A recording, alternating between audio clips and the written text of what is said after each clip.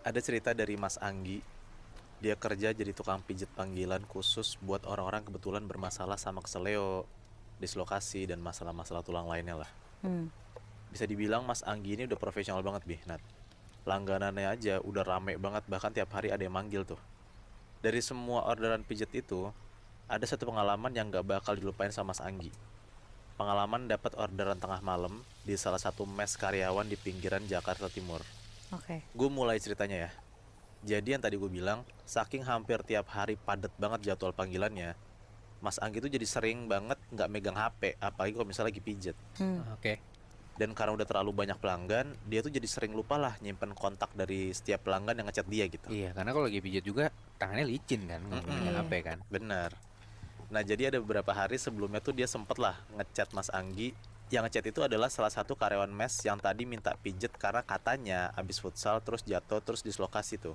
Hmm. Tapi boro-boro disamperin, Mas Anggi tuh hari itu bahkan nggak sempet ngecek HP, jadi kelewat aja tuh chat si karyawan mes itu. Sampai beberapa saat kemudian nggak dihubungin lagi lah sama si orang ini. Ada kali seminggu kemudian, si Mas Anggi ini dapat lagi nih chat dari orang yang bilang kalau dia itu karyawan mes yang biasanya, dan Mas Anggi disitu mikir, wah apa jangan-jangan ini pegawai yang kemarin ya, yang abis main futsal terus dislokasi gitu. Iya. Tapi ternyata belum sembuh nih di pikirannya Mas Anggi. Nah karena ngerasa nggak enak, akhirnya di malam itu juga Mas Anggi langsung nyamperin tuh alamat mesnya dikasih dan OTW tuh langsung sekitar jam 10-an malam ke atas lah. Pas nyampe di mesnya, Mas Anggi tuh bingung soalnya kalau dari luar kelihatannya tuh kayak gelap dan kosong gitu, Bih. Nah, mes ini nggak ada orangnya. Hmm.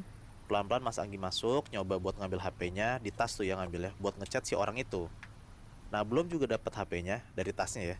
Tiba-tiba dari dalam ada orang keluar gitu, ada suara cowok manggil kayak, "Mas, silakan masuk, Mas, ke ruang tamu dulu aja." Ya udah tuh, pelan-pelan masuklah Mas Anggi ke gerbang ke dalamnya tuh, masuk ke dalam mesnya. Nah, tapi di situ Mas Anggi tuh belum ngerasa ada yang aneh. Buat gambaran aja, jadi ruang tamunya itu tuh kayak ngarah ke area terbuka di mesnya gitu. Di tengahnya tuh jadi kayak ada tempat ngejemur pakaian ala-ala gitulah. Nah, area jemuran itu posisinya ada di tengah-tengah mes yang saling hadap-hadapan sama kos-kosan pegawainya. Dan kalau dari ruang tamu, itu ada tembok setengah gitu yang nutup bagian tanah jemurannya. Pas Mas Anggi bengong, ngelihat ke arah lahan jemuran yang kosong itu di depannya dia, tiba-tiba kencang banget ada kayak bruk gitu. Nah, Mas Anggi ngeliat lah, ternyata kayak ada orang, ini cowok, jatuh dari lantai atas persis banget di lahan jemuran tadi. Kayak orangnya tuh sengaja lompat gitu, Bih, Nat. Tapi badan tuh full ngadep ke tanah jatuhnya, jadi kayak punggung gitu loh. Jadi kelihatannya tuh punggungnya doang kalau dari depan. Langsung lah Mas Anggi ngeliat ada orang jatuh, langsung disamperin tuh sama dia.